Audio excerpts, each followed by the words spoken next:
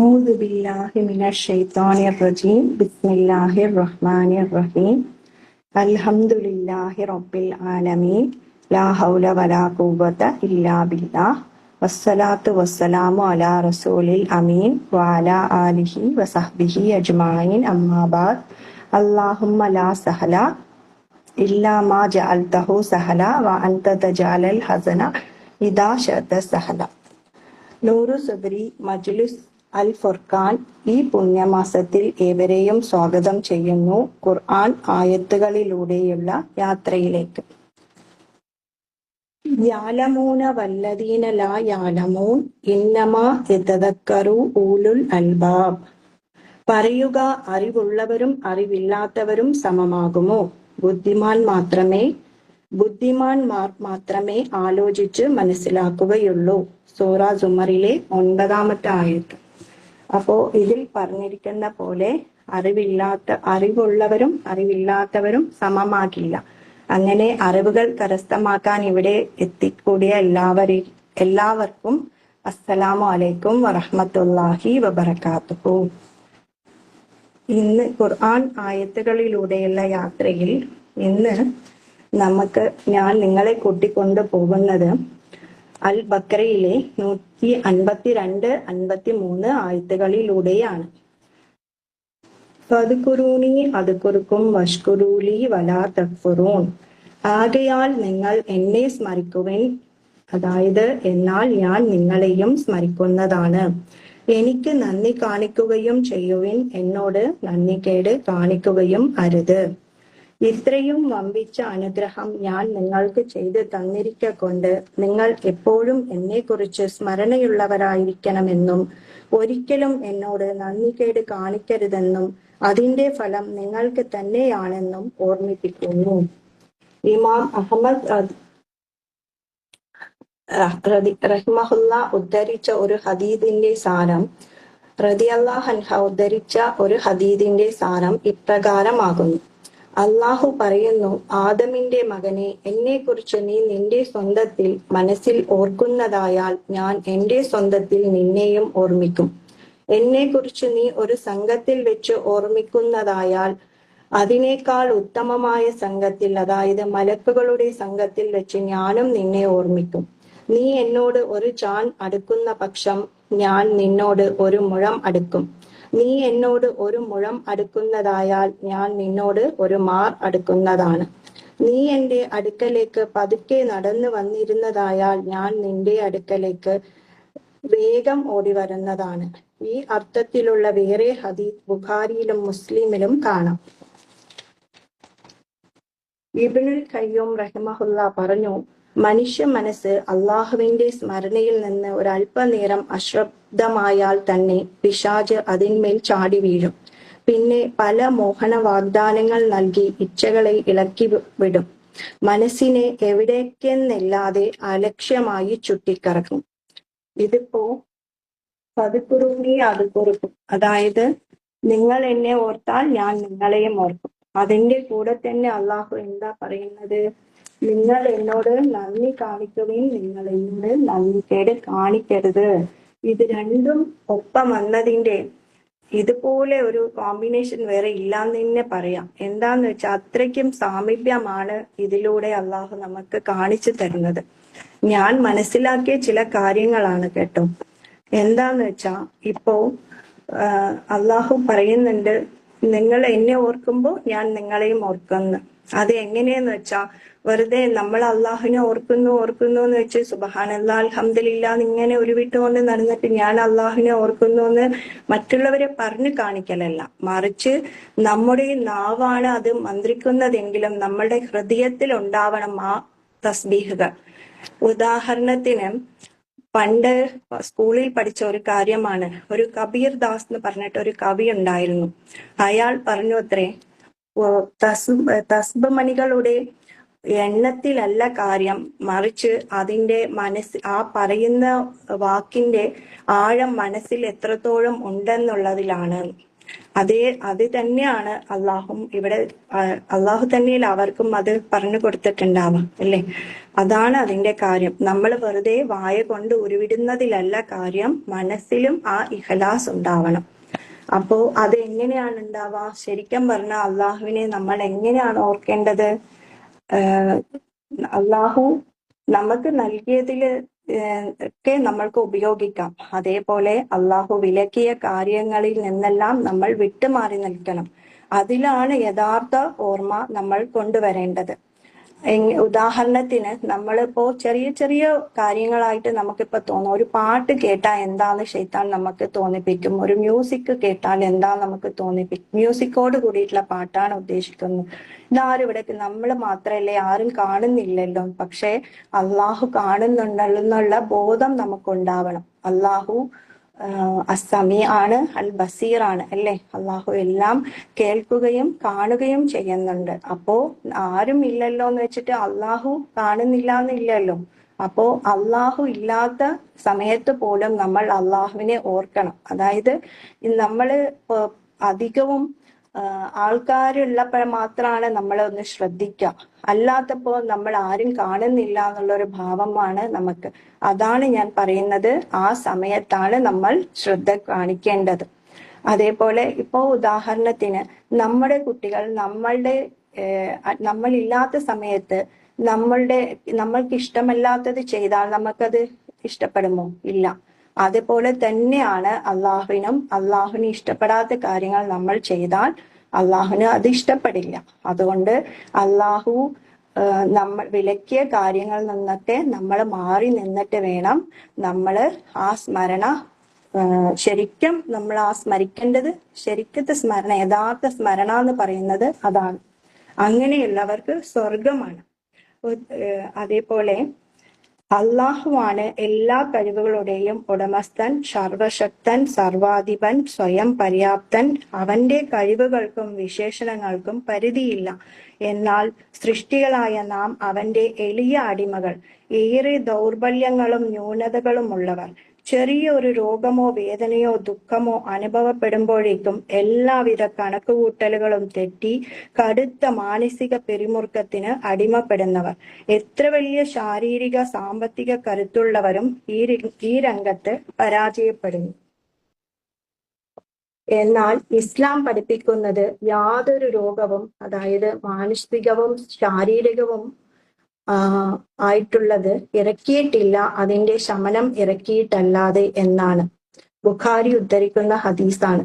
പരിഹാരമില്ലാത്ത ഒരു പ്രശ്നവും ഇല്ലെന്നർത്ഥം. അക്കൂട്ടത്തിൽ എല്ലാ പ്രശ്നങ്ങൾക്കുമുള്ള ഒന്നാമത്തെ പരിഹാരമാണ് പ്രാർത്ഥന.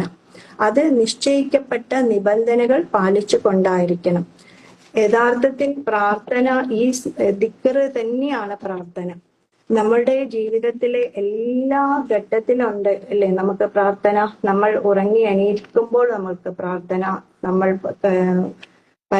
ബാത്റൂമിലേക്ക് കയറുമ്പോൾ പ്രാർത്ഥന, അങ്ങനെ നമ്മൾ കിടന്നുറങ്ങുന്നത് വരെ നബി സല്ലല്ലാഹു അലൈഹി വസല്ലമ മുഖേന അള്ളാഹു നമുക്ക് പ്രാർത്ഥനകൾ പഠിപ്പിച്ചു തന്നിട്ടുണ്ട്. അപ്പോ അത് ജീവിതത്തിൽ കൊണ്ടുവരാൻ ശ്രമിക്കുക. അങ്ങനെ അതിനാൽ നാം അനുഭവിക്കുന്ന ചെറുതും വലുതുമായ മുഴുവൻ പ്രശ്നങ്ങൾക്കും പരിഹാരം കാണാനും അതിന്റെ അനന്തരമായി ആപത്തോ അപമാനമോ ഇല്ലാതിരിക്കാനും റബ്ബിനോട് മനസ്സ് തുറന്ന് പ്രാർത്ഥിക്കുക തന്നെ. അത് നമ്മുടെ ജീവിതത്തിന് കൂടുതൽ ഊർജവും കരുത്തും പ്രതീക്ഷകളും നൽകും. കാരണം നമ്മുടെ എല്ലാ പ്രശ്നങ്ങളും പരിഹരിക്കാൻ കഴിവുള്ളവനോടാണ് നമ്മൾ ചോദിക്കുന്നത് അല്ലേ. അപ്പോ ഒരിക്കലും അത് തട്ടിമാറ്റപ്പെടുകയില്ല. ആവശ്യമുള്ളവർക്കും ഇല്ലാത്തവർക്കും ചോദിക്കുന്നവർക്കും അല്ലാത്തവർക്കും എത്രയാണ് അവൻ വാരിക്കോരി കൊടുക്കുന്നത്. എന്നിട്ടും യാതൊരു കുറവും സംഭവിക്കാതെ എപ്പോഴും നിറഞ്ഞു നിൽക്കുന്ന സർവ ഖജനാവുകളുടെയും അധിപനായ റബ്ബിനോടാണ് നാം ചോദിക്കുന്നത് എന്ന ബോധം ശരിക്കും നമുക്കുണ്ടാവണം. എന്നാൽ അവനെ ശരിയായി മനസ്സിലാക്കാത്തവർ അത്തരം ഘട്ടങ്ങളിൽ ദുർബലരായ സൃഷ്ടികളോട് രക്ഷ തേടി പ്രാർത്ഥിക്കുന്നത് കാണാം. അതും ഒരു തരം നന്ദികേടാണല്ലോ അല്ലേ. അതും നമ്മൾ തീരെ കാണിക്കാതിരിക്കുക. എത്ര വലിയ നന്ദികേടാണത്. അത് അള്ളാഹു ഒരിക്കലും പൊറുക്കാത്ത മഹാപാപമായ ഷിർക്കും കുഫറുമാണെന്ന കാര്യം ഗൗരവപൂർവം നാം തിരിച്ചറിയുകയും വേണം. അങ്ങനെ ഇനി ഖുർആൻ ഒരു മനുഷ്യൻ തന്റെ ജീവിതത്തിൽ അനിവാര്യമായും ബന്ധപ്പെട്ട് കൊണ്ടിരിക്കുന്ന ജനനം, വളർച്ച, വിവാഹം, മലമൂത്ര വിസർജനം, വസ്ത്രധാരണം, ഞാൻ നേരത്തെ സൂചിപ്പിച്ച കാര്യങ്ങൾ തന്നെ, വീട്ടുകാര്യങ്ങൾ, സാമ്പത്തിക മേഖലകൾ, പ്രകൃതി ശീലങ്ങൾ, ആരാധനാ കാര്യങ്ങൾ, മയ്യത്ത് സംസ്കരണം, പൈശാചിക പ്രശ്നങ്ങൾ, മാനസികവും ശാരീരികവുമായ വിഷമാവസ്ഥകൾ തുടങ്ങി എല്ലാ മേഖലകളിലുമുള്ള പ്രാർത്ഥനകളും ദിക്റുകളും നമുക്ക് നബി സല്ലല്ലാഹു അലൈഹി വസല്ലമ മുഖേന റബ്ബ് പഠിപ്പിച്ചു തന്നിട്ടുണ്ട്. അത് ജീവിതത്തിൽ കൊണ്ടുവന്നാൽ നമ്മൾ വിജയിച്ചു. തെറ്റുകളും കുറ്റങ്ങളും നിറഞ്ഞ ഈ ലോകത്ത് അള്ളാഹുവിലേക്ക് കൂടുതൽ അടുക്കാനും സംഭവിച്ചു പോയ തെറ്റുകളിൽ നിന്ന് ഖേദിച്ചു മടങ്ങി ജീവിതത്തെ പരമാവധി ശുദ്ധീകരിക്കാനും അതുവഴി ഉന്നതമായ സ്വർഗം കരസ്ഥമാക്കാനും കരുണാവാരിധിയായ റബ്ബ് നമ്മെ എല്ലാവരെയും അനുഗ്രഹിക്കട്ടെ. ഇനി ഖുർആനിലെ ഈ ദിക്റിനെ കുറിച്ച് പറയുന്ന 2 ആയത്തുകളിലൂടെ നമുക്കൊന്ന് സഞ്ചരിക്കാം. ഇത് കൂടാതെ കുറേ ആയത്തുകളിൽ റബ്ബ് അതിനെ കുറിച്ച് പരാമർശിക്കുന്നുണ്ട്. കൂടുതൽ പോകാൻ നമുക്ക് സമയമില്ലാത്തത് കൊണ്ട് 2 എണ്ണത്തിലൂടെ നമുക്ക് സഞ്ചരിക്കാം ഇൻഷാ അല്ലാഹ്. അതായത് സൂറ റഅദിലെ അല്ലദീന ആമനു വഅമിലുസ്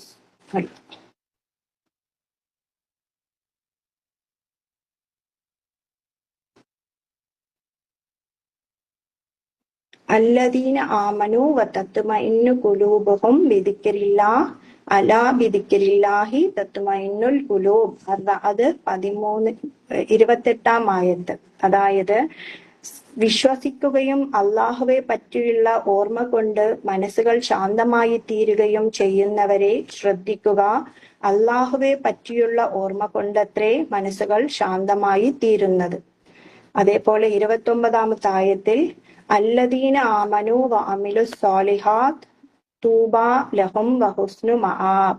വിശ്വസിക്കുകയും സൽക്കർമ്മങ്ങൾ പ്രവർത്തിക്കുകയും ചെയ്തവരാണോ അവർക്കാണ് മംഗളം, മടങ്ങിച്ചെല്ലാനുള്ള നല്ല സങ്കേതവും. അതേപോലെ നബി സല്ലല്ലാഹു അലൈഹി വസല്ലമ പഠിപ്പിച്ചു തന്ന ഒരു പ്രാർത്ഥന, ദുർബലപ്പെടുന്ന ഈമാനിനു വേണ്ടിയുള്ള പ്രാർത്ഥന. അല്ലാഹുമ്മ യാ മുഖല്ലിബൽ ഖുലൂബ് സബ്ബിത് ഖൽബി അലാ ദീനിക്.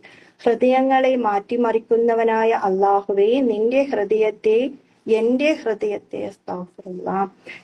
ഹൃദയത്തെ നീ നിന്റെ ദീനിൽ ഉറപ്പിച്ചു നിർത്തണമേ. ഇനി അടുത്ത ഒരു ആയത്ത്,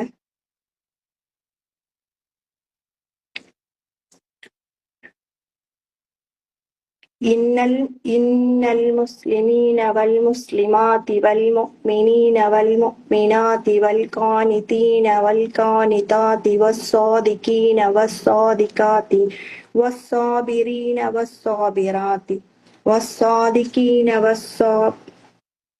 والصادقين والصادقات والصابرين والصابرات والخاشعين والخاشعات والمتصدقين والمتصدقات والصائمين والصائمات والحافظين فروجهم والحافظات والذاكرين الله كثيرا والذاكرات أعد الله لهم مغفرة وأجرا عظيما. അതായത് അള്ളാഹുവിന് കീഴ്പ്പെടുന്നവരായ പുരുഷന്മാർ, സ്ത്രീകൾ, വിശ്വാസികളായ പുരുഷന്മാർ, സ്ത്രീകൾ, ഭക്തിയുള്ളവരായ പുരുഷന്മാർ, സ്ത്രീകൾ, സത്യസന്ധരായ പുരുഷന്മാർ, സ്ത്രീകൾ, ക്ഷമാശീലരായ പുരുഷന്മാർ, സ്ത്രീകൾ, വിനീതരായ പുരുഷന്മാർ, സ്ത്രീകൾ, ദാനം ചെയ്യുന്നവരായ പുരുഷന്മാർ, സ്ത്രീകൾ, വ്രതമനുഷ്ഠിക്കുന്നവരായ പുരുഷന്മാർ, സ്ത്രീകൾ, തങ്ങളുടെ ഗുഹ്യാവയവങ്ങൾ കാത്തു സൂക്ഷിക്കുന്നവരായ പുരുഷന്മാർ, സ്ത്രീകൾ, ധാരാളമായി അള്ളാഹുവിനെ ഓർമ്മിക്കുന്നവരായ പുരുഷന്മാർ, സ്ത്രീകൾ, ഇവർക്ക് തീർച്ചയായും അള്ളാഹു പാപമോചനവും മഹത്തായ പ്രതിഫലവും ഒരുക്കി വച്ചിരിക്കുന്നു. അപ്പോ ഇത്രയും ആൾക്കാരുടെ കൂട്ടത്തിൽ അവസാനമായിട്ട് ചില കാര്യങ്ങൾ അവസാനമായിരിക്കുമല്ലോ ഹൈലൈറ്റ് ചെയ്ത് പറയുന്നത്. അതിൽ ആരുണ്ട്? ഈ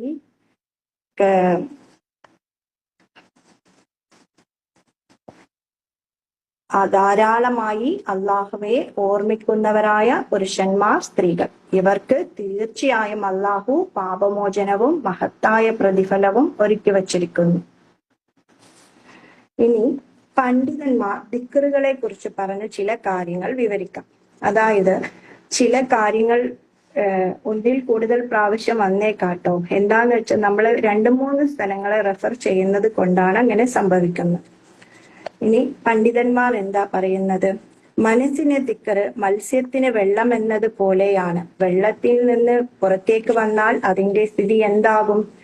ദിക്റ് മനസ്സിന്റെ ശൂന്യതയ്ക്ക് പരിഹാരവും അതിന്റെ കാഠിന്യത്തിന് മൃദുലവും നൽകുന്നു.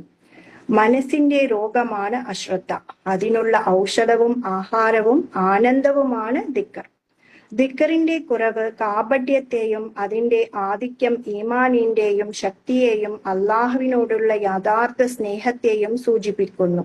കാരണം സ്നേഹമുള്ളവൻ സ്നേഹിക്കപ്പെടുന്നവരെ കൂടുതൽ സ്മരിക്കുമല്ലോ. ക്ഷേമമുള്ളപ്പോൾ അള്ളാഹുവിനെ ഓർക്കുന്നവരെ പ്രയാസമുണ്ടാകുമ്പോൾ അള്ളാഹുവും ഓർക്കുന്നതാണ്, പ്രത്യേകിച്ചും മരണാവസ്ഥയിൽ. ദിക്റ് മുഖേന അള്ളാഹുവിന്റെ ശിക്ഷയിൽ നിന്ന് മോചനവും മലക്കുകളുടെ പ്രാർത്ഥനയും ലഭിക്കുന്നു.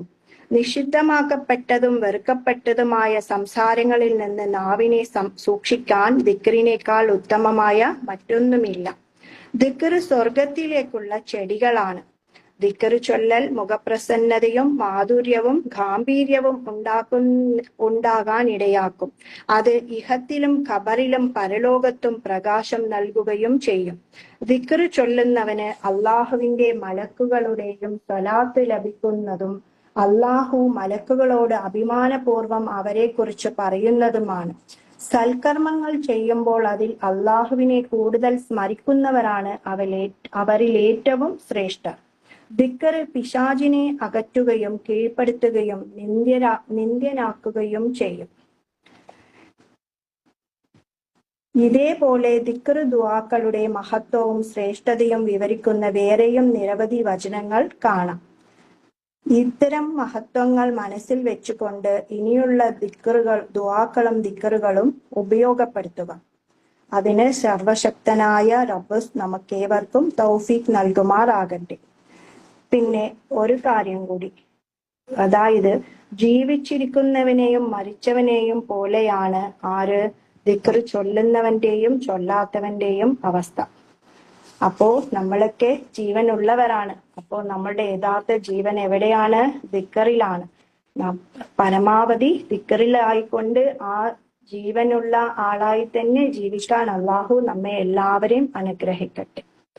അതേപോലെ വിശ്വാസികൾ സമ്പൂർണ്ണ സുരക്ഷിതരാണ്. അള്ളാഹുവിന്റെ സുരക്ഷിതത്വം മറ്റാർക്കും നൽകാൻ സാധ്യമല്ലാത്ത സുരക്ഷിതത്വം. അള്ളാഹുവിനെ കുറിച്ചുള്ള സ്മരണയാണ് ഈ സുരക്ഷിതത്വം ലഭിക്കാൻ വിശ്വാസികൾ ചെയ്യേണ്ടത്. ഈ സ്മരണ വിശ്വാസിയുടെ ജീവിതത്തിൽ പച്ച പിടിച്ചു നിൽക്കണം, ഒട്ടും നഷ്ടപ്പെടാതെ. ഈ നമ്മൾ പറഞ്ഞ ആയത്തിലൂടെയാണ് അതിനെയാണ് നമ്മൾ സൂചിപ്പിക്കുന്നത്. ഫദ്കുറൂനി അദ്കുറുക്കും വഷ്കുറൂലി വലാ തക്ഫുറൂൻ. ആകയാൽ എന്നെ നിങ്ങൾ ഓർമ്മിക്കുക, നിങ്ങളെ ഞാനും ഓർമ്മിക്കുന്നതാണ്. എന്നോട് നിങ്ങൾ നന്ദി കാണിക്കുക, നിങ്ങൾ എന്നോട് നന്ദികേട് കാണിക്കരുത്. യാ അയ്യുഹല്ലദീന ആമനുദ്കുറുല്ലാഹ ദിക്റൻ കസീറാ വസബ്ബിഹൂഹു ബുക്റതൻ വഅസീലാ. സത്യവിശ്വാസികളെ, നിങ്ങൾ അള്ളാഹുവെ ധാരാളമായി അനുസ്മരിക്കുകയും കാലത്തും വൈകുന്നേരവും അവനെ പ്രകീർത്തിക്കുകയും ചെയ്യുവിൻ. 33-ാം അധ്യായം 41-42 ആയത്തുകൾ. അബ്ദുല്ലാഹിബ്നു ബിശ്റിൽ നിന്ന് നിവേദനം. ഒരാൾ നബിയോ സല്ലല്ലാഹു അലൈഹി വസല്ലമയോട് ചോദിച്ചു, അള്ളാഹുവിന്റെ റസൂലേ സല്ലല്ലാഹു അലൈഹി വസല്ലം, ഇസ്ലാമിലെ നടപടികൾ എനിക്ക് അധികമായിരിക്കുന്നു. അതിനാൽ എനിക്ക് എപ്പോഴും എളുപ്പത്തിൽ ചെയ്തു പോരാൻ കഴിയുന്ന വല്ലതും പറഞ്ഞു തന്നാലും. നബി സല്ലല്ലാഹു അലൈഹി വസല്ലമ പറഞ്ഞു, അള്ളാഹുവിന്റെ ദിക്ർ കൊണ്ട് നിന്റെ നാവ് സദാ പച്ചയായിരിക്കട്ടെ. രാവിലെയും വൈകുന്നേരവും ചൊല്ലേണ്ട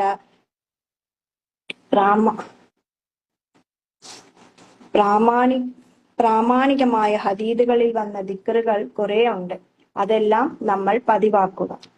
ഇനി ദിക്റിന്റെ കുറച്ച് പ്രയോജനങ്ങൾ. പിശാചിനെ ആട്ടിയകറ്റും, അള്ളാഹുവിനെ തൃപ്തിപ്പെടുത്തും, മനോവ്യതകൾ ഇല്ലാതാക്കും, മനസ്സിന് സന്തോഷവും ആശ്വാസവും നൽകും, ഹൃദയത്തെ ശക്തിപ്പെടുത്തും, മനസ്സിനും മുഖത്തിനും പ്രകാശം നൽകും, അള്ളാഹുവിന്റെ സ്നേഹം ലഭിക്കും, അള്ളാഹുവിലേക്ക് മടങ്ങാൻ സന്നദ്ധത ഉണ്ടാക്കും, അള്ളാഹുവിനെ സൂക്ഷിക്കണമെന്ന ബോധം ശക്തമാക്കും, അള്ളാഹുവിനെ കുറിച്ചുള്ള മഹത്വവും ബഹുമാനവും വർദ്ധിക്കും, തിന്മകളിൽ നിന്ന് അകറ്റും, ഏകാന്തതയിൽ നിന്ന് മോചനം ലഭിക്കും, അള്ളാഹുവിന്റെ സ്നേഹവും കരുണയും മലക്കുകളുടെ സംരക്ഷണവും ലഭിക്കും, ഏഷണി പരദൂഷണം പോലെയുള്ള തിന്മകളിൽ നിന്ന് നാവിനെ തടയും, ഉയർത്തെഴുന്നേൽപ്പ് നാളിൽ നിർഭയത്വം ലഭിക്കും, ഏകാന്തതയിൽ അള്ളാഹുവിനെ ഓർത്തുകൊണ്ടുള്ള കരച്ചിൽ ഒരു തണലുമില്ലാത്ത ദിവസം അള്ളാഹുവിന്റെ തണൽ ലഭിക്കാൻ കാരണമാകും, അള്ളാഹുവിനെ മറക്കുന്നതിൽ നിന്ന് മോചനമുണ്ടാകും, അള്ളാഹുവിന്റെ മാർഗത്തിൽ ജിഹാദ് ചെയ്യുന്നതിനും ധനം ചെലവഴിക്കുന്നതിനും അടിമ മോചനത്തിനും തുല്യമാണ് ദിക്ർ. കാപട്യത്തിൽ നിന്ന് സുരക്ഷിതത്വം നൽകും, ഭയങ്ങളിൽ നിന്ന് മോചനം നൽകുകയും അള്ളാഹുവിലുള്ള ആത്മവിശ്വാസം വളർത്തുകയും ചെയ്യും. ഇതിൽ പറഞ്ഞ ഒരു കാര്യം എല്ലാവരും ശ്രദ്ധിച്ചിരിക്കുന്നു വിചാരിക്കുന്നു. ഏഷണി പരദൂഷണം പോലെയുള്ള തിന്മകളിൽ നിന്ന് നാവിനെ തടയും. നമ്മൾ ചെയ്തു കൂട്ടിയ അമലുകളൊക്കെ ധൂളിയായി പോകുന്ന കാര്യമാണ് ഈ ഏഷണി പരദൂഷണം. അപ്പോ അള്ളാഹു നമ്മളെ എങ്ങനെയാണ് സംരക്ഷിക്കുന്നത് ഒന്ന് നോക്കൂ അല്ലേ? ഈ അള്ളാഹുവിനെ സ്മരിക്കുന്നത് കൊണ്ട് നമുക്ക് കൂടുതൽ അക്കൗണ്ടിലേക്ക് നന്മകൾ കിട്ടുകയും ചെയ്യും. അതേപോലെ തിന്മകളിൽ നിന്നൊക്കെ നമുക്ക് വിട്ടു നിൽക്കാനുമുള്ള ഒരു സംവിധാനവുമാണ് ഈ ദിക്ർ. അതുകൊണ്ട് എല്ലാവരും ദിക്റിനെ മുറുകെ പിടിക്കുക. എല്ലാം തന്നെ നമസ്കാരം അതുപോലെയുള്ള എല്ലാം പോലെ ഇതിനെയും മുറുകെ പിടിക്കുക. ഞാനിപ്പോ എൻ്റെ ഒരു ജീവിതാനുഭവം, ഞാൻ പരമാവധി ഹദീദ് വാളുകളിലും കേൾക്കുന്നത് മനസ്സിന് സമാധാനം വേണമെങ്കിൽ ഈ കൂടുതലൊന്നും നമ്മൾ ചെയ്തില്ലെങ്കിലും, അതായത് കൂടുതൽ നമസ്കരിക്കാൻ നമുക്ക് ശൈത്താൻ അപ്പോഴല്ലേ നമ്മളെ കയറി പിടിക്കുക, നമ്മൾ എപ്പോഴാ തളരുന്നത് നമ്മളെ മേലെ കയറിയിരിക്കാന്ന്. അപ്പോ അങ്ങനെയൊന്നും നമുക്ക് വലിയതായിട്ട് ചെയ്യാൻ പറ്റിയില്ലെങ്കിലും പലരും പല അവസ്ഥയിലാണ്. ചിലവർക്ക് വീട്ടില് രോഗികളുണ്ടാകും, വയസ്സായവരുണ്ടാകും, അപ്പോ കുട്ടികളുള്ളവരുണ്ട്. അപ്പൊ അവരൊക്കെ ഇങ്ങനെ പറഞ്ഞ് കേൾക്കാം, ഞങ്ങൾക്കൊന്നും ഇബാദത്തിന് സമയമില്ല. പക്ഷെ നിങ്ങൾ ഈ ചെയ്യുന്നത് തന്നെ ഇബാദത്താണ്. അപ്പോൾ അതിന്റെ കൂടെ നിങ്ങൾക്ക് ഒന്നുകൂടെ ചെയ്യാൻ പറ്റും, ഈ നാവിനെ ദിക്ർ കൊണ്ട് സ്മരിക്കുക. അതായത്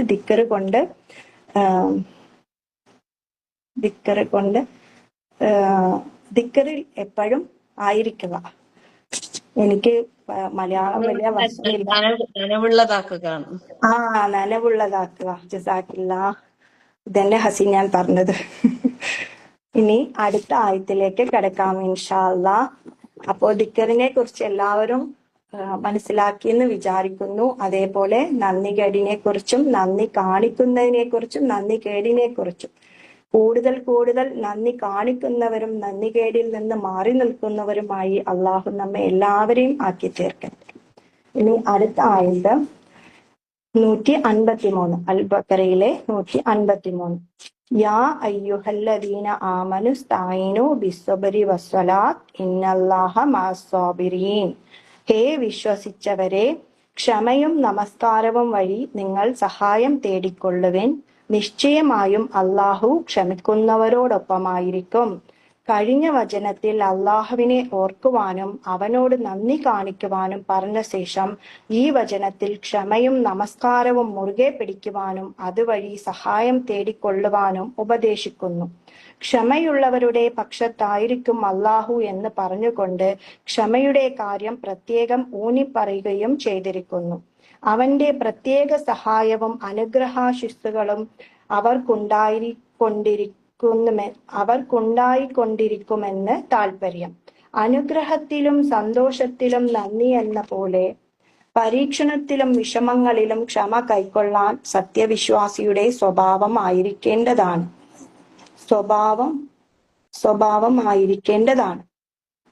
അതേപോലെ ഇനി നമ്മൾ അടുത്ത് കടന്നിരിക്കുന്ന എവിടെയാണ്? നമസ്കരിക്കുകയും യാ അയ്യുഹല്ലദീന ആമനു സ്തഈനു ബിസ്സബരി വസ്സലാത്ത് ഇന്നല്ലാഹ മഅസ്സാബിരീൻ. ഹേ വിശ്വസിച്ചവരെ, ക്ഷമയും നമസ്കാരവും വഴി നിങ്ങൾ സഹായം തേടിക്കൊള്ളുവിൻ. അല്ലേ? എത്ര വലിയ ടൂളാണ് ഐഷ മാം പറയുന്ന പോലെ നമുക്ക് കിട്ടിയിരിക്കുന്നത് അല്ലേ? ക്ഷമിക്കുകയും നമസ്കരിക്കുകയും വഴി നിങ്ങൾ സഹായം തേടിക്കൊള്ളുവിൻ. നിശ്ചയമായും അള്ളാഹു ആരുടെ കൂടെയാണ്? ക്ഷമിക്കുന്നവരോടൊപ്പമായിരിക്കും. അപ്പോ നമുക്കിനി ക്ഷമയെ കുറിച്ച് കുറച്ച് മനസ്സിലാക്കാം. ശരിക്കും ഈ റമദാനിൽ തന്നെ ഈ ടോപ്പിക്ക് കിട്ടിയത് വലിയ ഉപകാരമായി. എന്താന്ന് വെച്ചാൽ നോമ്പും ക്ഷമയും അത്രയും കണക്ഷൻ ഉണ്ട്. ഇബ്നു റജബ് റഹിമഹുല്ല പറഞ്ഞു, ക്ഷമ 3 ഇനങ്ങളാണ്. ഇബാദത്തുകൾ നിർവഹിക്കാൻ വേണ്ട ക്ഷമ 1. 2, തിന്മകളിൽ നിന്ന് വിട്ടുനിൽക്കാൻ ആവശ്യമായ ക്ഷമ. 3, പ്രയാസകരമായ അവസ്ഥകളിൽ ഉണ്ടാകേണ്ട ക്ഷമ. ഈ 3 ഇനം ക്ഷമയും ഒരുമിക്കുന്ന ഇബാദത്താണ് നോമ്പ്, അല്ലേ? ഇബാദത്തുകൾ നിർവഹിക്കാനും ഒരു ക്ഷമ വേണം, തിന്മകളിൽ നിന്ന് വിട്ടുനിൽക്കാനും ആവശ്യമായ ക്ഷമ, അതേപോലെ പ്രയാസകരമായ അവസ്ഥകളിൽ ഉണ്ടാകേണ്ട ക്ഷമ. ഇത് 3ഉം കൂടിയ ഒരു ഇബാദത്താണ് നോമ്പ്. അള്ളാഹു പറയുന്നു, ഇന്നമാ യുവഫ സ്വാബിറൂന അജ്റഹും ബിഗൈരി ഹിസാബ്. ക്ഷമ പാലിക്കുന്നവർക്കാണ് അവരുടെ പ്രതിഫലം കണക്കില്ലാതെ നൽകപ്പെടുന്നത്.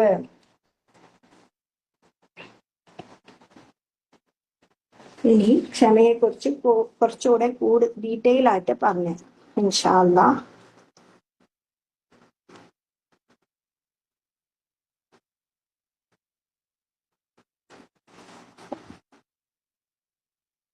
പരീക്ഷണങ്ങളെയും പ്രയാസങ്ങളെയും നേരിടുമ്പോൾ നാം ക്ഷമയോടെ കാത്തിരിക്കുമ്പോൾ നാം അള്ളാഹുവിലേക്ക് കൂടുതൽ അടുക്കുന്നുവെന്ന് ഈ വാക്യം നമ്മെ ഓർമ്മിപ്പിക്കുന്നു. അതായത് നമ്മളിപ്പോ എടുത്ത ആയത്ത് തന്നെ, സത്യവിശ്വാസികളെ, ക്ഷമയും നമസ്കാരവും മുഖേന നിങ്ങൾ സഹായം തേടുക, തീർച്ചയായും അള്ളാഹു ക്ഷമാശീലർക്കൊപ്പമാണ്.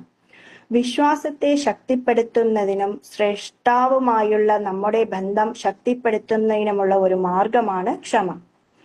ക്ഷമാശീലർക്ക് അള്ളാഹു മഹത്തായ പ്രതിഫലം വാഗ്ദാനം ചെയ്യുന്നു. സൂറ അസ്സുമറിൽ അള്ളാഹു പറയുന്നു, തീർച്ചയായും ക്ഷമാശീലർക്ക് അവരുടെ പ്രതിഫലം കണക്കില്ലാതെ നൽകപ്പെടും.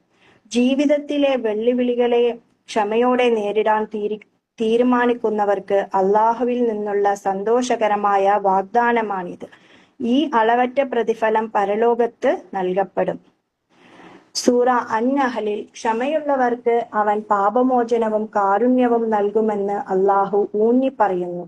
അവർ ഏതൊരു നല്ല കാര്യം ചെയ്താലും അത് അവരിൽ നിന്ന് ഒരിക്കലും നീക്കം ചെയ്യപ്പെടുകയില്ല. അള്ളാഹു സൂക്ഷ്മത പാലിക്കുന്നവരെ പറ്റി അറിയുന്നവനാകുന്നു. ജീവിതത്തിലെ വിവിധ വെല്ലുവിളികളെ നേരിടുന്നതിൽ ക്ഷമ കാണിക്കുന്നത് അള്ളാഹുവിനോടുള്ള നമ്മുടെ അനുസരണത്തിന്റെ തെളിവാണ്. അതിനു പകരമായി അള്ളാഹു അവന്റെ പാപമോചനവും കാരുണ്യവും നൽകും. ജീവിതത്തിൽ നാം എല്ലാവരും പരീക്ഷണങ്ങളെ നേരിടുന്നു. അത് സാമ്പത്തിക പ്രശ്നങ്ങളായാലും ആരോഗ്യ പ്രശ്നങ്ങളായാലും ബന്ധങ്ങളിലെ പ്രശ്നങ്ങളായാലും ക്ഷമയോടെ നമുക്ക് ഈ വെല്ലുവിളികളെ നന്നായി മറികടക്കാൻ കഴിയും.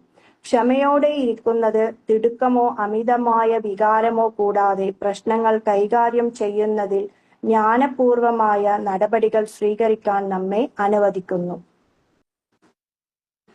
നമ്മുടെ സാമൂഹിക ബന്ധങ്ങളിലും ക്ഷമയ്ക്ക് ഒരു പ്രധാന പങ്കുണ്ട്. ദൈനംദിന ജീവിതത്തിൽ വ്യത്യസ്ത പശ്ചാത്തലങ്ങളും അഭിപ്രായങ്ങളുമുള്ള വൈവിധ്യമാർന്ന ആളുകളുമായി നാം ഇടപഴകുന്നു. ക്ഷമയോടെ ഇരിക്കുന്നതിലൂടെ നമുക്ക് ചുറ്റുമുള്ളവരുമായി യോജിപ്പുള്ള ബന്ധം നിലനിർത്താനും സമാധാനപരവും ആദരണീയവുമായ ഒരു അന്തരീക്ഷം സൃഷ്ടിക്കാനും കഴിയും. ക്ഷമ നമ്മെ സ്വയം നിയന്ത്രിക്കാൻ സഹായിക്കുന്നു. നമുക്ക് ദേഷ്യമോ നിരാശയോ തോന്നുമ്പോൾ നമ്മുടെ പ്രവർത്തികളെ കുറിച്ച് ചിന്തിക്കാനും നമുക്കും മറ്റുള്ളവർക്കും ഹാനികരമോ ആയ പെരുമാറ്റം ഒഴിവാക്കാനും ക്ഷമ നമ്മെ പഠിപ്പിക്കുന്നു. ക്ഷമയോടെ ഇരിക്കുന്നത് നമ്മുടെ ബലഹീനതകളെ കുറിച്ച് ചിന്തിക്കാനും മെച്ചപ്പെടുത്താനും സമയം നൽകുന്നു. സ്വയം വികസിപ്പിക്കാനും മികച്ച വ്യക്തികളാകാനുമുള്ള അവസരമാണിത്. അഹമ്മദ് ഉദ്ധരിച്ച ഒരു ഹദീസിൽ പ്രവാചകൻ മുഹമ്മദ് നബി സല്ലല്ലാഹു അലൈഹി വസല്ലമ പറഞ്ഞു, ഒരു ദുരന്തത്തിന്റെ ആദ്യ പ്രഹരത്തിലാണ് ക്ഷമയുള്ളതെന്ന് അറിയുക. ഒരു ദുരന്തം നേരിടുമ്പോൾ ആദ്യം പരീക്ഷിക്കപ്പെടുന്നത് ക്ഷമയാണെന്ന് പ്രവാചകൻ ഈ ഹദീസിൽ നമ്മെ ഓർമ്മിപ്പിക്കുന്നു. ക്ഷമയോടെ ഇരിക്കുകയും ആത്മാർത്ഥമായ ഹൃദയത്തോടെ അതിനെ നേരിടുകയും ചെയ്യേണ്ട ഒരു നിർണായക നിമിഷമാണത്. അതിന് ആരാധനയിൽ ക്ഷമ. ബുഖാരി റിപ്പോർട്ട് ചെയ്ത ഒരു ഹദീസിൽ പ്രവാചകൻ മുഹമ്മദ് നബി സല്ലല്ലാഹു അലൈഹി വസല്ലമ പറഞ്ഞു, അള്ളാഹുവിന് ഏറ്റവും ഇഷ്ടപ്പെട്ട കർമ്മങ്ങൾ സ്ഥിരമായി ചെയ്യുന്നവയാണ്, അവ ചെറുതാണെങ്കിൽ പോലും. അതാണ് ആരാധനയിലുള്ള ക്ഷമ. പ്രാർത്ഥന, ഉപവാസം, ദാനധർമ്മം തുടങ്ങിയ ആരാധനകളുടെ പശ്ചാത്തലത്തിൽ ക്ഷമ പ്രധാനമാണ്. ചിലപ്പോൾ അത് ഭാരമായി തോന്നിയാലും ക്ഷമയോടെ തുടർച്ചയായി ആരാധന നടത്തുന്നത് അള്ളാഹുവിലേക്ക് കൂടുതൽ അടുക്കാനുള്ള ഒരു മാർഗമാണ്. തിർമിദി റിപ്പോർട്ട് ചെയ്ത ഒരു ഹദീസിൽ പ്രവാചകൻ മുഹമ്മദ് നബി സല്ലല്ലാഹു അലൈഹി വസല്ലമ പറഞ്ഞു, ഒരു വിശ്വാസിക്ക് തന്റെ സഹോദരന്റെ ദുഷ്പ്രവണതകളിൽ ക്ഷമ കാണിക്കുന്നവരെ അവനുമായി നല്ല ബന്ധം പുലർത്താൻ കഴിയില്ല. സാമൂഹിക ബന്ധങ്ങൾ നിലനിർത്തുന്നതിൽ ക്ഷമയുടെ പ്രാധാന്യം ഈ ഹദീസ് പഠിപ്പിക്കുന്നു. ചിലപ്പോൾ മറ്റുള്ളവർക്ക് മോശം സ്വഭാവ വിശേഷങ്ങൾ ഉണ്ടാകാം, എന്നാൽ ക്ഷമയോടെ നമുക്ക് നല്ല ബന്ധങ്ങൾ നിലനിർത്താൻ കഴിയും. ഇസ്ലാമിലെ ക്ഷമയ്ക്ക് വലിയ നേട്ടങ്ങളുണ്ട്. അള്ളാഹുവിലേക്ക് അടുക്കുന്നതിലും പ്രതിഫലം നേടുന്നതിലും മാത്രമല്ല, ജീവിതത്തിലെ പരീക്ഷണങ്ങളെ നേരിടുന്നതിലും സാമൂഹിക ബന്ധങ്ങൾ മെച്ചപ്പെടുത്തുന്നതിലും സ്വയം നിയന്ത്രിക്കുന്നതിലും സ്വയം മെച്ചപ്പെടുത്തുന്നതിലും നമ്മുടെ ദൈനംദിന ജീവിതത്തിൽ ക്ഷമയോടെ മെച്ചപ്പെട്ട ജീവിതം നയിക്കാൻ ഖുർആനിലെയും ഹദീസുകളിലെയും വാക്യങ്ങളിൽ നിന്ന് നമുക്ക് പ്രചോദനം ഉൾക്കൊള്ളാൻ കഴിയും. ആരാധനയിലായാലും സാമൂഹിക ഇടപെടലുകളിലായാലും നമ്മുടെ എല്ലാ പ്രവർത്തികളിലും ഇസ്ലാം പഠിപ്പിച്ച ക്ഷമയുടെ മൂല്യം നമുക്ക് എപ്പോഴും ഓർമ്മിക്കാം. ക്ഷമയോടെ ജീവിതത്തിലെ എല്ലാ പരീക്ഷണങ്ങളെയും ശാന്തവും ആത്മാർത്ഥവുമായ ഹൃദയത്തോടെ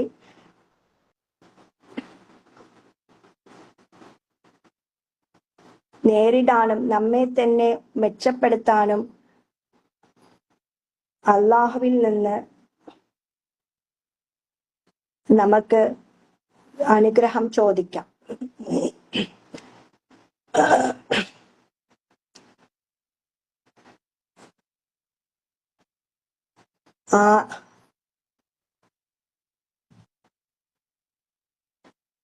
ക്ഷമയോടെ മെച്ചപ്പെട്ട ജീവിതം നയിക്കാൻ ഖുർആനിലെയും ഹദീസുകളിലെയും വാക്യങ്ങളിൽ നിന്ന് നമുക്ക് പ്രചോദനം ഉൾക്കൊള്ളാൻ കഴിയും. ആരാധനയിലായാലും സാമൂഹിക ഇടപെടലുകളിലായാലും നമ്മുടെ എല്ലാ പ്രവർത്തികളിലും ഇസ്ലാം പഠിപ്പിച്ച ക്ഷമയുടെ മൂല്യം നമുക്ക് എപ്പോഴും ഓർമ്മിക്കാം. ക്ഷമയോടെ ജീവിതത്തിലെ എല്ലാ പരീക്ഷണങ്ങളെയും ശാന്തവും ആത്മാർത്ഥവുമായ ഹൃദയത്തോടെ നേരിടാനും നമ്മെ തന്നെ മെച്ചപ്പെടുത്താനും അള്ളാഹുവിൽ നിന്ന് അനുഗ്രഹങ്ങൾ നേടാനും നമുക്ക് കഴിയും. അതേപോലെ ഞാൻ നേരത്തെ സൂചിപ്പിച്ചിരുന്നു, നോമ്പും ക്ഷമയും ഒരു കണക്ഷൻ ഉണ്ട്. അതിനുദാഹരണമാണ് നബി സല്ലല്ലാഹു അലൈഹി വസല്ലമ പറഞ്ഞു, ഇൽമെന്നുള്ളത് അത് പഠിക്കുന്നതിലൂടെയാണ് അത് നേടിയെടുക്കുക. അതേപോലെ ക്ഷമ എന്നത് പരിശീലനത്തിലൂടെയുമാണ്. അതിന് ഉപകരിക്കുന്നതാണ് നോമ്പ്. ഏതൊരു കാര്യവും പരിശീലനത്തിലൂടെയേ നേടിയെടുക്കാൻ കഴിയുകയുള്ളൂ. ഇനി നമസ്കാരത്തെ കുറിച്ച് നോക്കാം ഇൻഷാ അല്ലാഹ്. അപ്പോ ക്ഷമ എന്താണെന്ന് ഏകദേശം എല്ലാവർക്കും മനസ്സിലായെന്ന് വിചാരിക്കുന്നു. അള്ളാഹു ഈ ക്ഷമയോടുകൂടി മുന്നോട്ട് പോകാൻ നമ്മെ എല്ലാവരെയും അനുഗ്രഹിക്കട്ടെ. ഇനി നമസ്കാരം.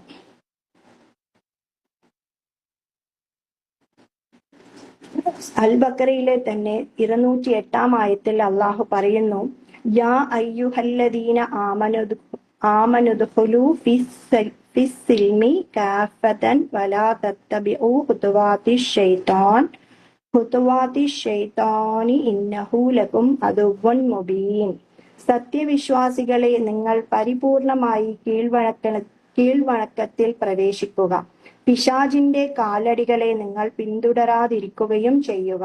തീർച്ചയായും അവൻ നിങ്ങളുടെ പ്രത്യക്ഷ ശത്രുവാകുന്നു.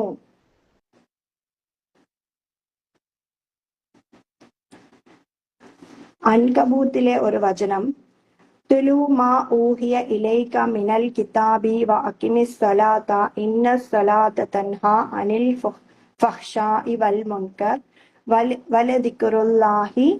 വലദിക്റുല്ലാഹി അക്ബർ വല്ലാഹു യഅലമു മാ തസ്നഊൻ. വേദഗ്രന്ഥത്തിൽ നിന്ന് നിങ്ങൾക്ക് നബിയെ, വേദഗ്രന്ഥത്തിൽ നിന്ന് നിങ്ങൾക്ക് വഹ്യ അതായത് ബോധനം നൽകപ്പെട്ടിട്ടുള്ളത് നിങ്ങൾ പാരായണം ചെയ്യുക, നമസ്കാരം നിലനിർത്തുകയും ചെയ്യുക. നിശ്ചയമായും നമസ്കാരം നീചവൃത്തിയിൽ നിന്നും നിഷിദ്ധമായതിൽ നിന്നും തടയുന്നു. അള്ളാഹുവിനെ ഓർമ്മിക്കുന്നത് ഏറ്റവും വലിയ കാര്യം തന്നെ. നിങ്ങൾ പ്രവർത്തിക്കുന്നത് അള്ളാഹു അറിയുന്നതാണ്.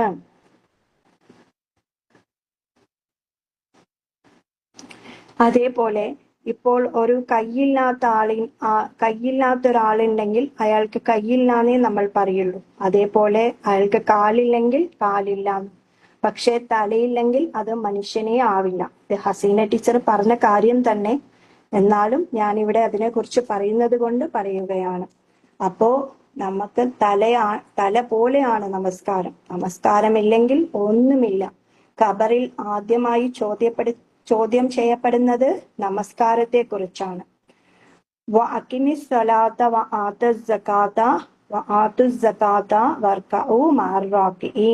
നമസ്കാരം മുറ പോലെ നിർവഹിക്കുകയും സകാത്ത് നൽകുകയും, അതായത് അള്ളാഹുവിന്റെ മുമ്പിൽ തല കുനിക്കുന്നവരോടൊപ്പം നിങ്ങൾ തല കുനിക്കുകയും ചെയ്യുവിൻ. അൽ ബക്കറയിലെ 43-ാം ആയത്താണ്. സ്വലാത്തിന്റെ നിർവചനം, സ്വലാത്ത് എന്ന പദത്തിന് ഭാഷയിൽ പ്രാർത്ഥന എന്നാണ് അർത്ഥം.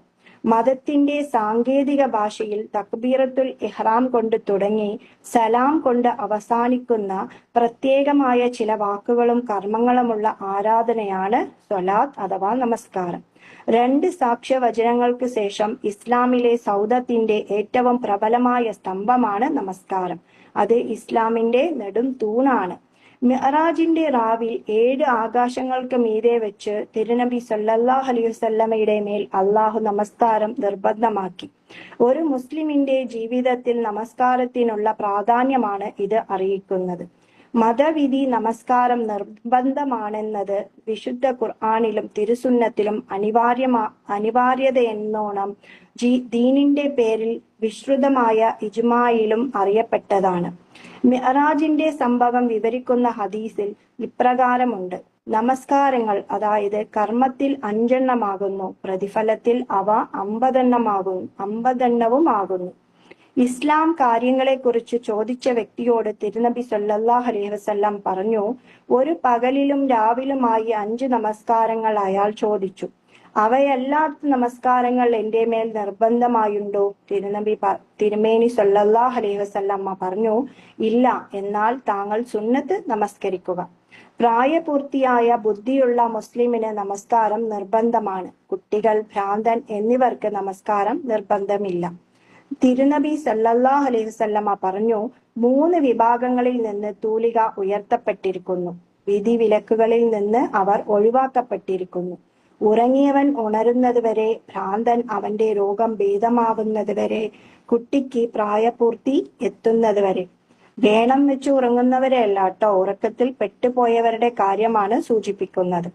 എന്നാൽ 7 വയസ്സ് പൂർത്തിയായ മക്കൾ നമസ്കാരം കൊണ്ട് കൽപ്പിക്കപ്പെടുകയും 10 വയസ്സായ മക്കൾ നമസ്കാരം ഉപേക്ഷിച്ചാൽ അവർ അടിക്കപ്പെടുകയും വേണം. നമസ്കാരത്തെ നിഷേധിക്കുകയോ ഉപേക്ഷിക്കുകയോ ചെയ്യുന്നവൻ കാഫിറാകും. ഇസ്ലാം ദീനിൽ നിന്ന് മൂർത്തതായി, അതായത് മതപരിത്യാഗിയായി പോവുകയും ചെയ്യും.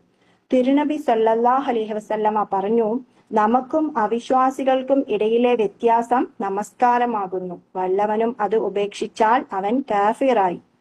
നമസ്കാരത്തിന്റെ പ്രത്യേകതകളും ശ്രേഷ്ഠതകളും ഇസ്ലാം 5 സ്തംഭത്തിലാണ് സ്ഥിതി ചെയ്യുന്നത്. അതിൽ പെട്ടതാണ് 5 നേരത്തെ നമസ്കാരം. ഇബ്നു ഉമർ റളിയല്ലാഹു അൻഹയിൽ നിന്ന് നിവേദനം, നബി സല്ലല്ലാഹു അലൈഹി വസല്ലമ പറഞ്ഞു, ഇസ്ലാം 5 കാര്യങ്ങളിൽ സ്ഥാപിതമാണ്. 2 സാക്ഷ്യവചനങ്ങൾ, നമസ്കാരം നേരാം വിധം നിലനിർത്തൽ, സക്കാത്ത് കൊടുക്കൽ, ഹജ്ജ് ചെയ്യൽ, റമളാനിലെ നോൻപ് നോക്കൽ. സത്യവിശ്വാസികളുടെ ജീവിതത്തിൽ നിന്ന് ഒരിക്കലും ഒഴിഞ്ഞു പോകാൻ പാടില്ലാത്ത ഒരു നിർബന്ധ കർമ്മമാണ് 5 നേരത്തെ നമസ്കാരം. ഷഹാദത്ത് കലിമകൾ ഉദ്ധരിച്ചു ഒരാൾ മുസ്ലിമായി കഴിഞ്ഞാൽ പിന്നീട് ഏറ്റവും ഗൗരവപൂർവം അവന്റെ മേൽ ചുമത്തപ്പെട്ടിട്ടുള്ള ഒരു നിർബന്ധ കർമ്മമാണ് ഇത്. നബി സല്ലല്ലാഹു അലൈഹി വസല്ലം മുആദ് ഇബ്നു ജബലിനെ പ്രബോധകനായി യമനിലേക്ക് അയച്ചപ്പോൾ ഇപ്രകാരം ഉപദേശിച്ചു: ഹേ മുആദ്, വേദക്കാരുടെ നാട്ടിലേക്കാണ് താങ്കൾ പോകുന്നത്. നീ അവരെ ആദ്യം ക്ഷണിക്കുന്നത് തൗഹീദിലേക്കായിരിക്കണം. അവർ അത് മനസ്സിലാക്കി അംഗീകരിച്ചു കഴിഞ്ഞാൽ അള്ളാഹു അവരുടെ മേൽ പകലും രാത്രിയുമായി 5 നേരത്തെ നമസ്കാരം നിർബന്ധമാക്കിയിരിക്കുന്നുവെന്നുള്ള കാര്യം അവരെ ബോധ്യപ്പെടുത്തുക. നബി സല്ലല്ലാഹു അലൈഹി വസല്ലമ പറഞ്ഞു: കാര്യങ്ങളിൽ പ്രധാനപ്പെട്ടത് ഇസ്ലാം ആകുന്നു. അതിന്റെ തൂണും നമസ്കാരവും അതിന്റെ കടിഞ്ഞാൺ ധർമ്മ സമരവുമാകുന്നു. കെട്ടിടം നിലനിൽക്കുന്നതിലും കെട്ടിടത്തിന്റെ ഉറപ്പും തൂണുകളിലാണ്. ഒരു തൂൺ നിർവഹിക്കുന്ന ദൗത്യം എന്തായിരുന്നുവെന്ന് അത് തകരുമ്പോഴാണ് മനസ്സിലാവുക. എല്ലാം നശിക്കും. മുആദ് റളിയല്ലാഹു അൻഹുവിൽ നിന്ന് നിവേദനം: ഞാൻ പറഞ്ഞു, പ്രവാചകൻ സല്ലല്ലാഹു അലൈഹി വസല്ലമ നരകത്തിൽ നിന്നെന്നെ അകറ്റുകയും പ്രവാചകരെ സല്ലല്ലാഹു അലൈഹി വസല്ലം നരകത്തിൽ നിന്നെന്നെ അകറ്റുകയും സ്വർഗത്തിൽ പ്രവേശിക്കുകയും ചെയ്യുന്ന പ്രവർത്തനം ഏതാണെന്ന് എനിക്ക് പറഞ്ഞു തരിക. അദ്ദേഹം പറഞ്ഞു: വലിയ ഒരു കാര്യത്തെ പറ്റിയാണ് നീ ചോദിച്ചത്. അള്ളാഹു എളുപ്പമാക്കി കൊടുത്തവർക്ക് നിഷ്പ്രയാസം ചെയ്തു തീർക്കാൻ കഴിയുന്നതാണ് അത്. നീ അള്ളാഹുവിനെ മാത്രം ആരാധിക്കുക, യാതൊന്നിനെയും അവനോട് പങ്കു ചേർക്കാതിരിക്കുക. കൃത്യനിഷ്ഠയോടെ നമസ്കാരം നിലനിർത്തുക. നിർബന്ധ ദാനം കൊടുത്തു വീട്ടുക. സാധ്യമെങ്കിൽ ഹജ്ജ് നിർവഹിക്കുക എന്നിവയാണവ. തിർമദി ഉദ്ധരിക്കുന്ന ഹദീസാണ്. ആരാധനാ കർമ്മങ്ങളിൽ ഏറ്റവും ഉന്നത സ്ഥാനത്ത് നിൽക്കുന്ന കർമ്മമാണ് നമസ്കാരം. അത് ഏറ്റവും ഭക്തിയോടെയും സൂക്ഷ്മതയോടെയും നിർവഹിക്കുമ്പോഴാണ് അള്ളാഹുവിങ്കൽ സ്വീകാര്യ യോഗ്യമായി തീരുന്നത്. സത്യവിശ്വാസത്തിന്റെ ആനന്ദവും കർമ്മങ്ങളുടെ കൺകുളിർമയും ഏറ്റവും നന്നായി അനുഭവവേദ്യമാകുന്ന കർമ്മമാണ് നമസ്കാരം. നബിക്ക് സല്ലല്ലാഹു അലൈഹി വസല്ലമ പ്രയാസകരമായ ഒരു പ്രശ്നമുണ്ടായാൽ നമസ്കാരത്തിലേക്ക് അഭയപ്പെടുമായിരുന്നു. അവയിൽ ചിലത് ഇപ്രകാരമാണ്. തിരുനബി സല്ലല്ലാഹു അലൈഹി വസല്ലമ പറഞ്ഞു: ആ മഹത്തായ കർമ്മത്തിന് നിരവധി പ്രത്യേകതകൾ ദീനിലുണ്ട്. നമസ്കാരത്തെ അള്ളാഹു ഈമാൻ എന്ന് വിശേഷിപ്പിച്ചു. അപ്രകാരം, അതായത് വകദാലിക ജഅൽനാകും ഉമ്മതൻ വസതൻ ലതകൂനു ശുഹദാഅ അലന്നാസി വയകൂനർ റസൂലു അലൈക്കും ഷഹീദാ വമാ ജഅൽനൽ ഖിബ്ലതല്ലതി കുൻത അലൈഹാ ഇല്ലാ ലിനഅലമ മൻ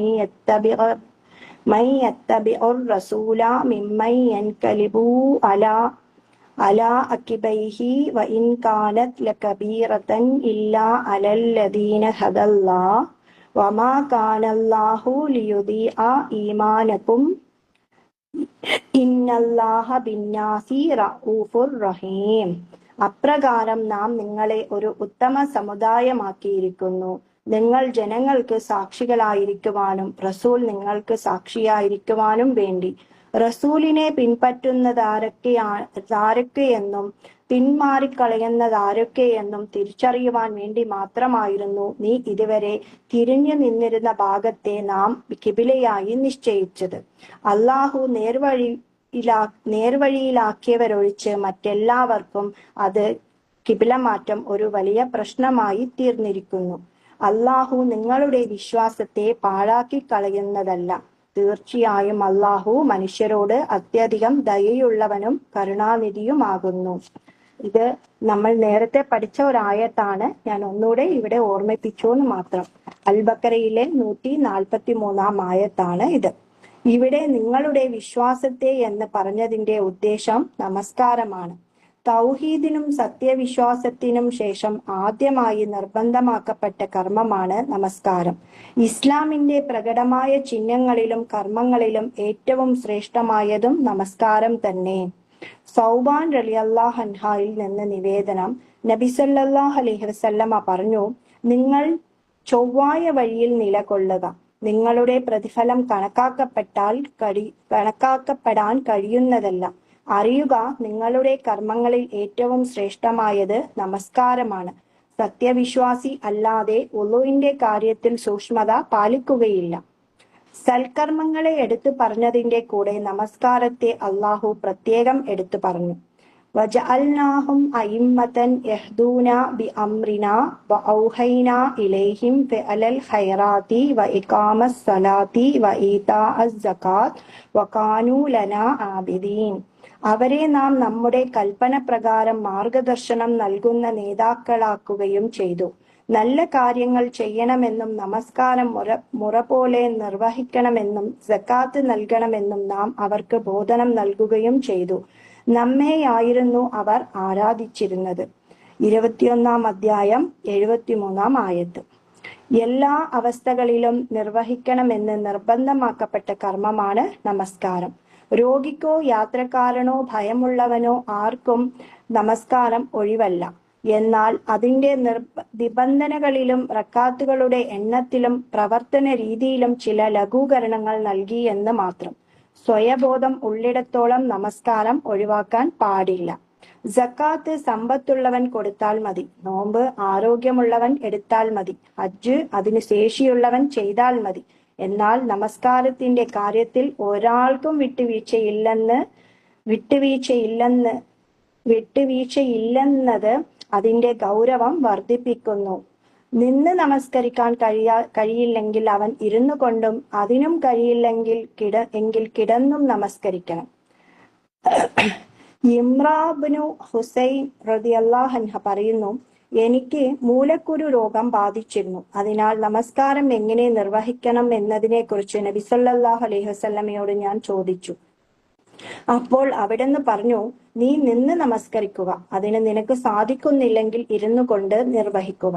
അതിനും കഴിയുന്നില്ലെങ്കിൽ ഒരു ഭാഗത്ത് ചരിഞ്ഞു കിടന്ന്. ബുഖാരി ഉദ്ധരിക്കുന്ന ഹദീസ്. അതേപോലെ ശത്രുക്കളെ കുറിച്ചോ അല്ലെങ്കിൽ മറ്റു വല്ലതിനെയും കുറിച്ചോ ഭയപ്പാടുണ്ടാകുകയും ചെയ്താൽ പോലും നമസ്കാരം കഴിയും വിധം നടന്നുകൊണ്ടോ വാഹനപ്പുറത്ത് കയറിയോ സാധിക്കുന്ന പോലെ അത് നിർവഹിക്കണം. എന്നാലും നമസ്കാരം വിട്ടുകളയുവാൻ പാടില്ല.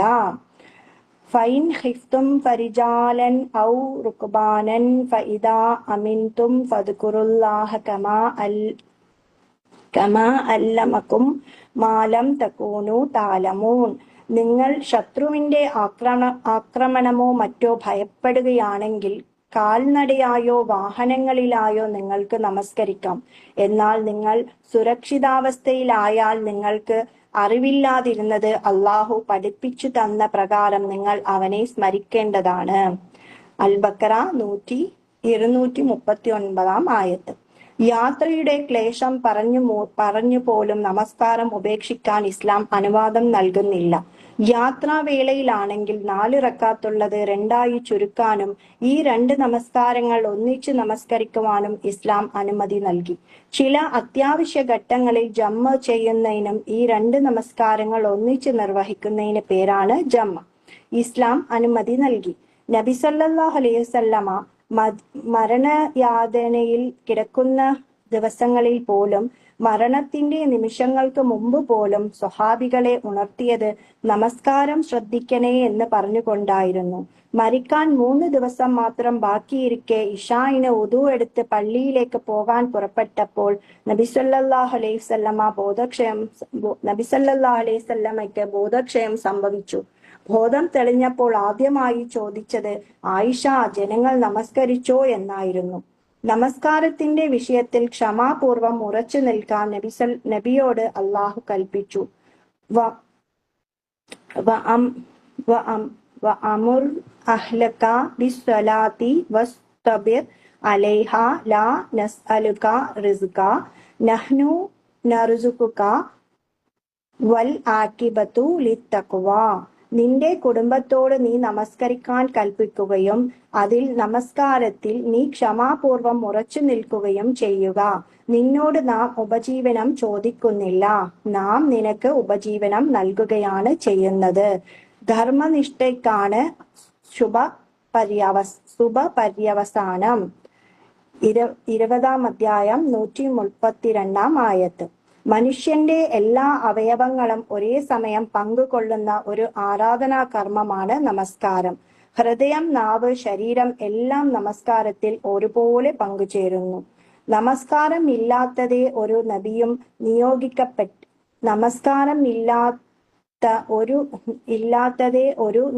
നിയോഗിക്കപ്പെട്ടിട്ടില്ല. ആകാശത്തുള്ളവരും ഭൂമിയിലുള്ളവരും ഒരുപോലെ പ്രാവർത്തികമാക്കുന്ന അള്ളാഹുവിന്റെ മതനിയമമാണ് നമസ്കാരം. അമ്പിയാക്കളുടെ ശരീഅത്തിന്റെ താക്കോൽ കൂടിയാണത്. നമസ്കാരം ഇല്ലാതെ ഒരു നബിയും നിയോഗിക്കപ്പെട്ടിട്ടില്ല.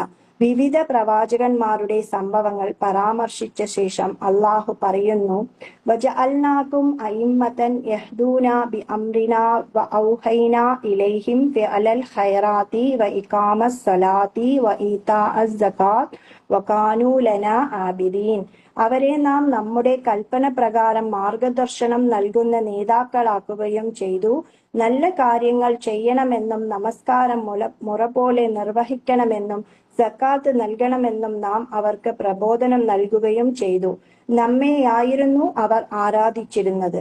ഇബ്രാഹിം നബി അലൈഹിസ്സലാമയുടെ പ്രാർത്ഥന വിശുദ്ധ ഖുർആനിൽ ഇപ്രകാരം ഉദ്ധരിക്കുന്നു: റബ്ബി ജഅൽനി മുഖീമസ്സലാത്ത് വമിൻ ദുർരിയതി റബ്ബനാ വതഖബ്ബൽ ദുആ.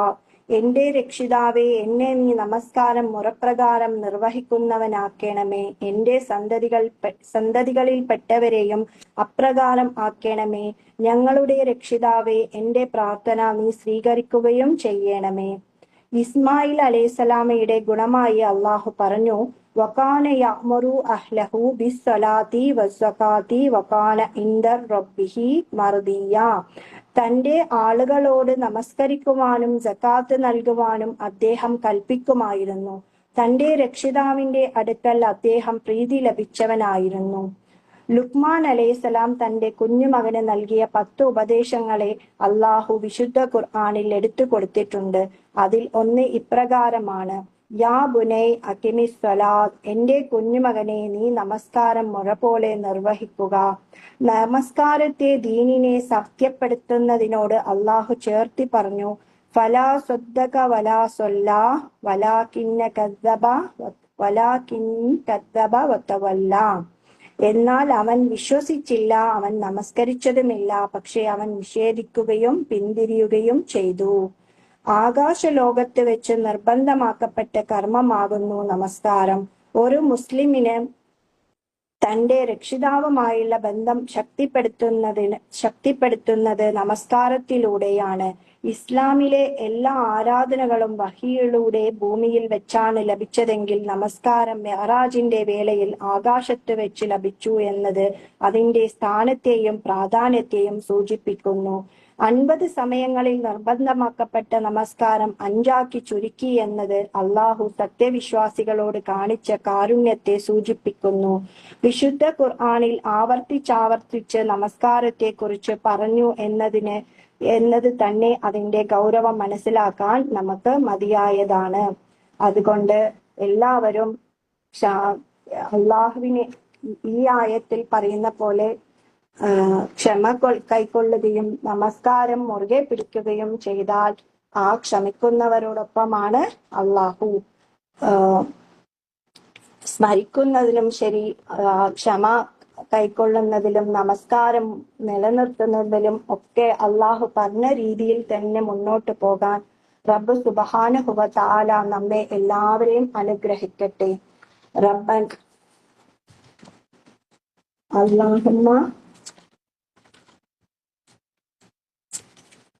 അല്ലാഹുമ്മ അരിനൽ ഹക്ക ഹക്ക വറുസുഖ്ന ഇത്തിബാഅ അരിനൽ ബാത്തിന ബാത്തിലൻ വറുസുഖ്ന ഇജ്തിനാബ. അല്ലാഹുവേ, ഞങ്ങൾക്ക് സത്യത്തെ സത്യമായി കാണിച്ചു തരണമേ. അതിന്റെ അനുയായികളെ ഞങ്ങൾക്ക് നൽകണമേ. അസത്യത്തെ അസത്യമായി കാണിച്ചു തരണമേ. അത് ഒഴിവാക്കാൻ കൃപ നൽകണമേ. അത് ഞങ്ങളെ ആശയക്കുഴപ്പത്തിലാക്കരുതേ. അതിനാൽ ഞങ്ങൾ വഴിതെറ്റിപ്പോകുന്നു.